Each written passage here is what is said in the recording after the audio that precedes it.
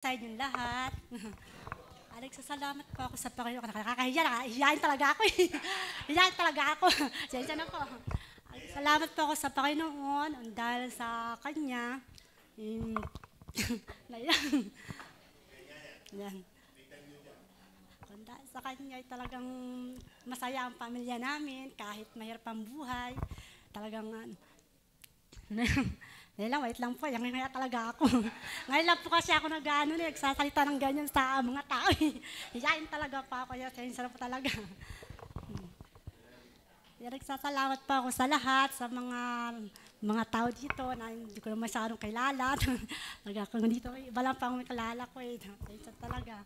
Kaya nagsasalamat talaga ako sa dahil sa wait lang, yung hiya talaga. Hindi ako makapagsalita talaga.